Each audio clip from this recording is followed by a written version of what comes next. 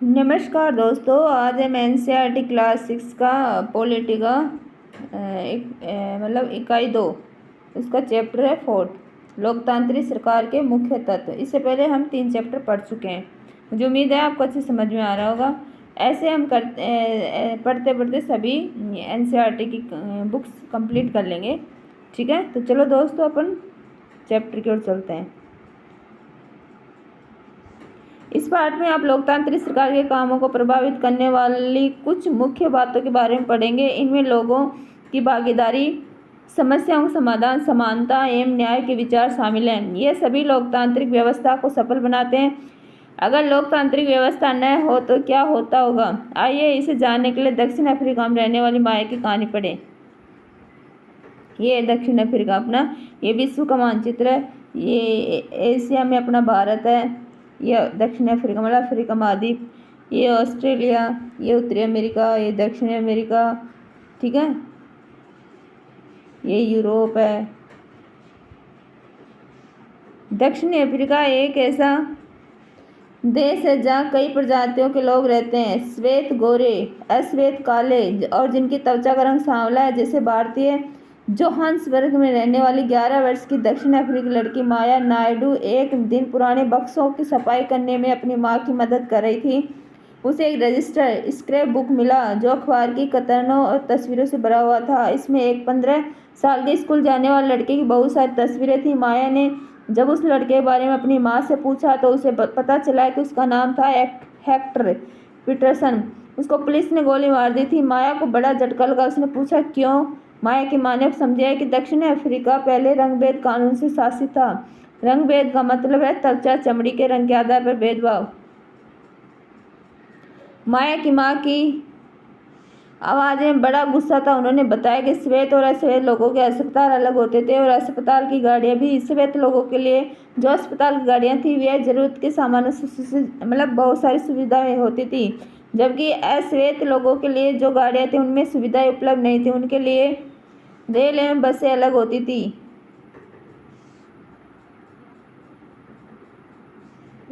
एक मिनट, भेदभाव, अच्छा सॉरी, यहाँ से भेदभाव करना। दक्षिण अफ्रीका की प्रजातियां इसी आधार पर अलग अलग समूहों में बटी हुई थी। वहाँ कानून के मुताबिक श्वेत, भारतीय एवं अन्य प्रजातियों को एक दूसरे से संबंध बनाने की इजाजत नहीं थी। विभिन्न प्रजातियों के लोग न तो एक दूसरे के आसपास रह सकते थे और न ही आम सुविधाओं का इस्तेमाल कर सकते थे। माया को अपने कानून पर विश्वास नहीं हो रहा था। रंगभेद कानून के तहत जिस तरह का जीवन था उसके बारे में बताते हुए माया की माँ की आवाज में बड़ा गुस्सा था। उन्होंने बताया कि श्वेत अश्वेत लोगों के अस्पताल अलग होते थे और अस्पताल की गाड़ियां भी श्वेत लोगों के लिए जो अस्पताल की गाड़ियां थी वे जरूरत के सामान सुसज्जित होती थी, जबकि अश्वेत लोगों के लिए गाड़ियां थी उनमें सुविधाएं उपलब्ध नहीं थी। उनके लिए रेल एवं बसें अलग होती थी। यहाँ तक कि श्वेत अश्वेत लोगों के लिए बस स्टैंड भी अलग होते थे। अश्वेत लोगों को वोट देने की इजाजत नहीं थी। देश की सबसे अच्छी जमीन श्वेत लोगों के लिए आरक्षित थी और अश्वेत लोगों की खेती के लिए सबसे घटिया जमीन मिलती थी। इससे पता चलता है कि अश्वेत लोगों और भारतीयों को श्वेत लोगों के बराबर नहीं माना जाता, उनके साथ भेदभाव किया जाता था। दक्षिण पश्चिमी एशिया में एक शहर था सोवेटो, जहाँ सिर्फ अश्वेत लोग ही रहते थे। हेक्टर पीटरसन वहीं रहता था। वहाँ के श्वेत लोग अफ्रीकांस भाषा बोलते थे। हेक्टर और स्कूल के अन्य विद्यार्थियों पर इस भाषा को सीखने के लिए जोर डाला जा रहा था, जबकि वे अपनी भाषा जुलू सीखना चाहते थे। हेक्टर अपने सहपाठियों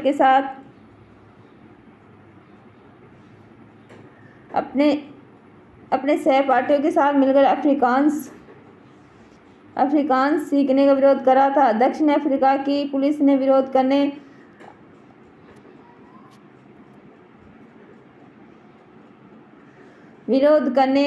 वाले इन लोगों को बड़ी बेरहमी से पीटा और भीड़ पर गोलियां बरसाई। उनमें से एक गोली हेक्टर को लगी और वह मारा गया। यह 16 जून 1976 की घटना है। अफ्रीकी राष्ट्रीय कांग्रेस, उनके जाने माने नेता नेल्सन मंडेला ने रंगभेद के खिलाफ बहुत लंबे समय तक संघर्ष किया। अंततः 1994 में उन्हें सफलता मिली और दक्षिण अफ्रीका एक लोकतांत्रिक देश बना। तब से सभी प्रजातियों के लोगों को बराबर माना जाने लगा।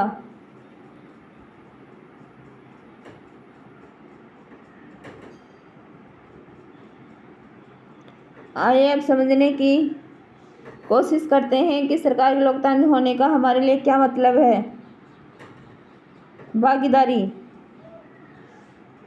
हमारे यहाँ नियमित रूप से चुनाव क्यों होते हैं? आपने पिछले पाठ में पढ़ा ही था। लोकतंत्र में लोग निर्णय लेते हैं, चुनाव में वोट देकर वे प्रतिनिधि चुनते हैं। ये प्रतिनिधि लोगों की तरफ से निर्णय लेते हैं। ये मानकर चला जाता है कि प्रतिनिधि निर्णय लेने वक्त लोगों की जरूरतों मांगों को ध्यान में रखेंगे।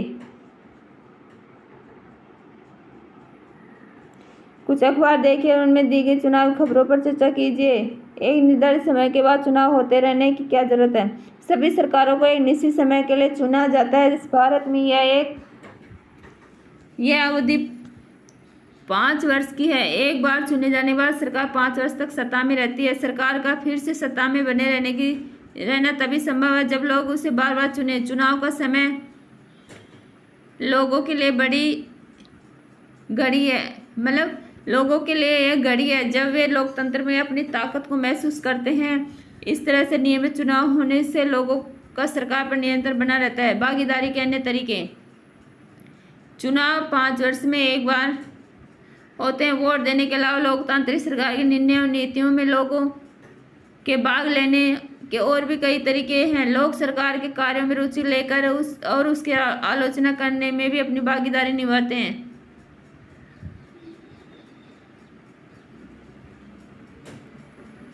यहाँ किस पर सहमति असहमति प्रकट की जा रही है? संपादक के नाम, चिट्ठी, पोस्टरों पर रोक लगे। दीवारों पर लगे पोस्टर किसी भी शहर की सुंदरता को खराब करते हैं। कई बार पोस्टर महत्वपूर्ण स्थानों एवं साइन बोर्डों पर चिपका दिए जाते हैं। यहाँ तक कि सड़क के नक्शों पर भी इन्हें चिपका दिया जाता है। सभी राजनीतिक दलों को चाहिए कि वे इस तरह के पोस्टरों पर रोक लगाने के लिए सहमति बनाएं। कार्रवाई। यह चिंता का विषय है कि बाद में बाघों की संख्या में लगातार गिरावट आ रही है। जंगल चोर उनकी शिकार करके उन्हें मार रहे हैं। यह काम वे उनकी खाल पाने के लिए कर रहे हैं। सरकार ने इस मुद्दे को पूरी गंभीरता पूर्वक नहीं लिया। सरकार को इन पर जल्द से जल्द कार्रवाई करनी चाहिए। जंगल चोरों की गिरफ्तार करना चाहिए। बाघों की सुरक्षा के लिए बनाए गए कानूनों को लागू करना चाहिए। यदि ऐसा नहीं हुआ तो आने वाले 10 सालों में बाघ भी विलुप्त प्राणी हो जाएगा।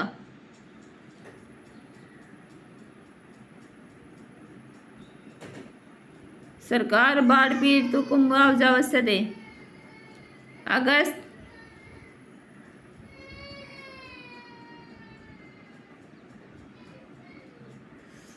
2005 में जब एक खास सरकार ने बिजली का किराया बढ़ा दिया था तो लोगों ने अपना विरोध बहुत ही तीखे रूप से व्यक्त किया। लोगों ने जुलूस निकाले, हस्ताक्षर अभियान चलाए। सरकार ने अपने निर्णय के बचाव में तर्क दिए, लोगों को समझाने की कोशिश की, लेकिन अंततः उसे लोगों की मांग माननी पड़ी और बिजली के बढ़ाए गए दामों को घटाना पड़ा। सरकार को अपना निर्णय बदलना पड़ा क्योंकि यह वह आम जनता के प्रति जिम्मेदार है। ऐसे कई तरीके हैं जिनके द्वारा लोग अपनी राय व्यक्त कर सकते हैं और सरकार को यह समझा सकते हैं कि उसे क्या कार्रवाई करनी चाहिए। उन तरीकों में धरने, जुलूस, हड़ताल, हस्ताक्षर अभियान आदि शामिल है। इनके जरिए जो बात गलत और न्याय संगत नहीं है उन्हें सामने लाया जाता है। अखबार, पत्रिकाएं, टेलीविजन भी जनता से जुड़े मुद्दों और सरकार की जिम्मेदारियों पर चर्चा करने में महत्वपूर्ण भूमिका निभाते हैं। जहाँ यह सच है कि लोकतंत्र लोगों में भागीदारी का मौका देती है, वही यह भी सच है कि सभी वर्ग के लोगों को यह मौका नहीं मिल पाता।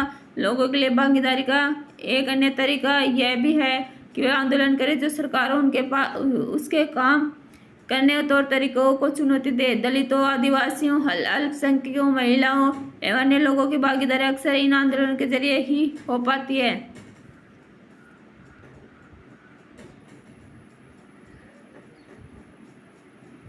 अगर देश के लोग सजग हैं और इस बारे में रुचि लेते हैं कि देश कैसे चलाया जाता है तो उस देश की सरकार का लोकतांत्रिक स्वरूप और भी मजबूत होता है। अगली बार अगर हमें शहर, कस्बे, गांव की गली से कोई जुलूस गुजरते दिखे तो हम एक क्षण रुककर पता करेंगे कि जुलूस किस लिए निकाला गया है। उसमें भाग लेने वाले लोग कौन हैं और वे किस मुद्दे पर प्रदर्शन कर रहे हैं। इससे हमें यह समझने में मदद मिलेगी हमारी सरकार कैसे काम करती है। विवादों का समाधान। आपने माया की कहानी में पढ़ा है कि कैसे विवादों या समस्याओं के समाधान के लिए कई बार हिंसा का प्रयोग किया गया है। ऐसा इसलिए होता है कि एक समूह यह मान लेता है कि दूसरे समूह को विरोध करने से रोकने के लिए बल का इस्तेमाल करना उचित है।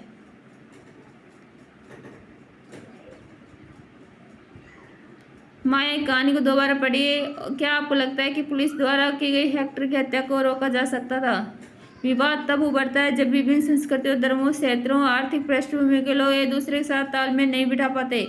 ऐसा तब भी होता है जब कुछ लोगों को लगता है कि उनके साथ भेदभाव किया जा रहा है। लोग अपने विवादों को खत्म करने के लिए हिंसात्मक तरीके भी अपनाते हैं, जिससे अन्य लोगों में भय और असुरक्षा की भावना फैलती है। सरकार की यह जिम्मेदारी होती है कि विवादों का समाधान करे। आइए अपने समाज के कुछ विवादों के बारे में पढ़ें और यह समझें कि सरकार इनके समाधान में क्या भूमिका निभाती है। धार्मिक जुलूस और उत्सव कई बार समस्या का कारण बनते हैं। उदाहरण के लिए एक धार्मिक जुलूस किस रास्ते पर निकले, यही कई बार विवाद का कारण बन जाता है। कई बार हिंसा भड़कने का खतरा रहता है। कभी कभी जुलूस के लोग उत्तेजित हो जाते हैं। कभी लोग जुलूस पर पत्थर फेंकने या उसे रोकने की कोशिश कर सकते हैं। सरकार, खासकर पुलिस, ऐसे मौक़ों पर बहुत ही महत्वपूर्ण भूमिका निभाती है। पुलिस की जिम्मेदारी यह सुनिश्चित करने की होती है कि आपस में टकराव की स्थिति पैदा न हो, हिंसा न भड़के। वह सभी पक्षों को एक जगह बिठाकर बात करवाती है ताकि विवाद का समाधान निकले। भारतीय संविधान में बुनियादी नियम और कानून दिए गए हैं। ये कानून सरकार और लोगों के लिए हैं, सबको इनको मानना पड़ता है। विवादों का समाधान इन्हीं कानूनों के आधार पर होता है। नदियां भी कई बार विवाद का कारण बन जाती हैं। कुछ नदियां एक से अधिक राज्यों से होकर बहती हैं। जिन राज्यों से नदी गुजरती है उनके बीच में नदी के पानी का बंटवारा विवाद का कारण बन जाता है। उदाहरण के लिए आपने कर्नाटक और तमिलनाडु के बीच कावेरी नदी के पानी को लेकर चल रहे विवाद के बारे में सुना होगा। कर्नाटक और तमिलनाडु में कौन सी नदी? कावेरी। कर्नाटक के कृष्णराज सागर बांध में बांध में भरा हुआ पानी कई जिलों में सिंचाई के काम आता है। इस पानी में बेंगलुरु शहर की जरूरतें भी पूरी होती हैं। तमिलनाडु में मेटूर बांध में भरे हुए इसी नदी के पानी से राज्य के डेल्टा क्षेत्र में सिंचाई होती है। दोनों बांध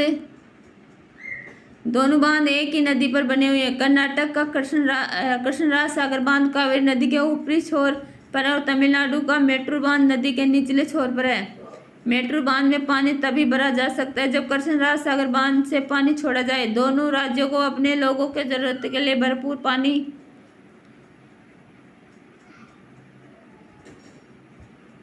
ये कावेरी नदी है।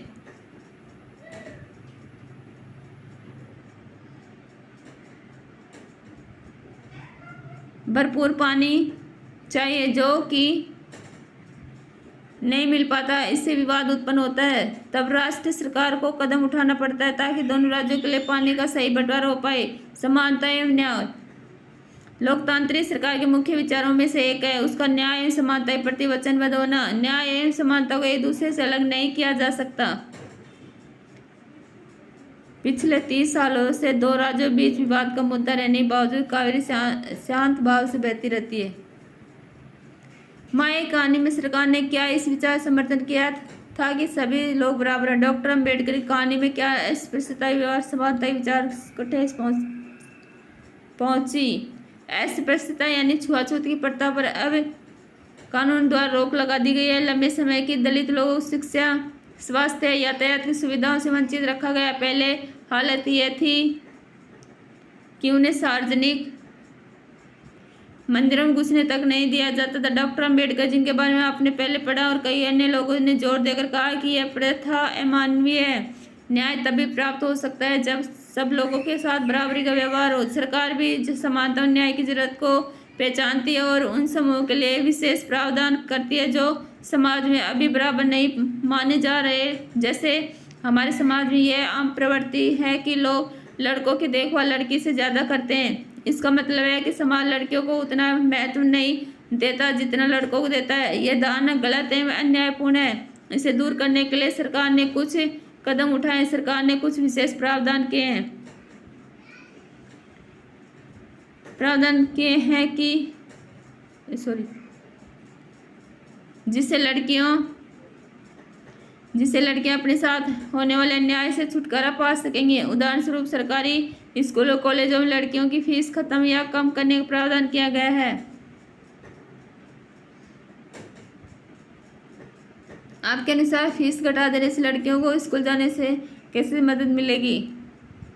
क्या आपने किसी के साथ भेदभाव होते देखा? उदाहरण देकर बताइए। इस स्थिति में आपसे उन्हें क्या मदद की? मतलब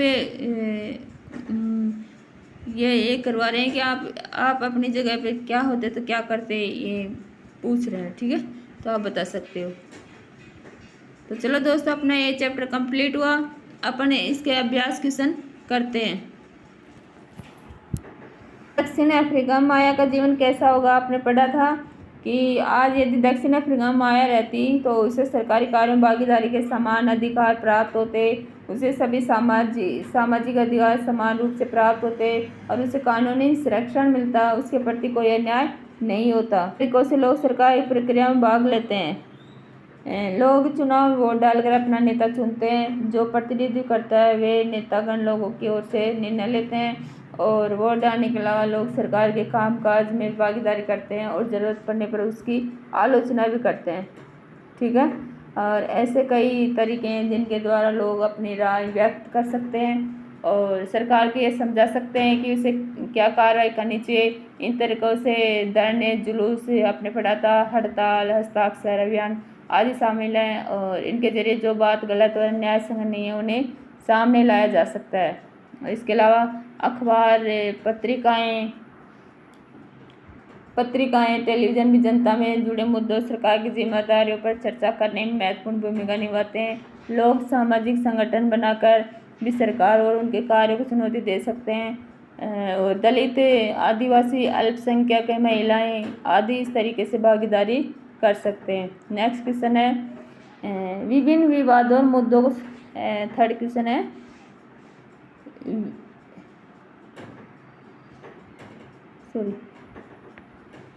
थर्ड क्वेश्चन, विभिन्न विवादों और मुद्दों को सुलझाने के लिए सरकार की जरूरत क्यों होती है? क्योंकि विवाद तब उभरता है जब विभिन्न संस्कृतियों, धर्मों, क्षेत्रों, आर्थिक पृष्ठभूमि के लोग एक दूसरे के साथ तालमेल नहीं बिठा पाते। ऐसा तब होता है जब कुछ लोगों को लगता है कि उनके साथ भेदभाव किया जा रहा है। लोग अपने विवादों को खत्म करने के लिए हिंसात्मक तरीके अपनाते हैं जिससे अन्य लोगों से भय और असुरक्षा की भावना फैलती है। सरकार की यह जिम्मेदारी होता है कि वह शांतिपूर्ण तरीके से विवादों का समाधान करे। ठीक है, तो ये सरकार के अपने मुद्दों को सुलझाने के लिए सरकार की ज़रूरत होती है।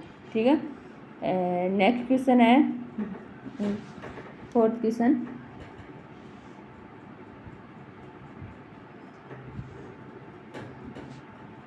क्वेश्चन, सभी लोगों के साथ समानता का व्यवहार हो, इसे सुनिश्चित करने के लिए सरकार क्या कदम उठाती है? समानता और लोकतंत्र का महत्वपूर्ण सिद्धांत। समानता और न्याय को पृथक नहीं किया जा सकता, ये एक ही सिक्के के दो पहलू हैं। हमारा संविधान मौलिक अधिकार प्रदान करता है, उनमें से एक समानता का अधिकार है और इसके अनुसार छुआछूत को कानून द्वारा प्रतिबंधित कर दिया गया है। सरकार उन समूहों के लिए विशेष प्रावधान करती है जिस समाज में आज भी बराबर नहीं माने जा रहे हैं। इसे दूर करने के लिए सरकार ने कुछ न कुछ कदम उठाए, जैसे समाज लड़कियों को उतना महत्व नहीं देना जितना लड़कों को देता है। ठीक है, और कॉलेजों में लड़कियों को फीस खत्म या कम करने का प्रावधान किया गया है। ठीक है, और नेक्स्ट है फिफ्थ है, पाठ को एक बार और पढ़कर लोकतांत्रिक सरकार मुख्य तत्वों की सूची बनाई। आप इसको बना सकते हैं, जैसे लोकतंत्र सरकार मुख्य तत्व इस प्रकार, जैसे चुनाव में लोगों को वोट देने का अधिकार है, निश्चित कार्यकाल के बाद सरकार पुनर्निर्वाचन, लोग धरने दे सकते हैं, जुलूस निकाल सकते हैं, उत्तरदायी सरकार होती है, सरकार झगड़े विवादों का समाधान करती है, सभी को समान न्याय समानता देती है। तो चलो दोस्तों, अपना चैप्टर कंप्लीट हुआ और मुझे उम्मीद है आपको अच्छे समझ में आया होगा और अच्छे से इसको पढ़ना और समझने की कोशिश करना। ठीक है, और जल्दी मिलते हैं नेक्स्ट चैप्टर में। Thank you.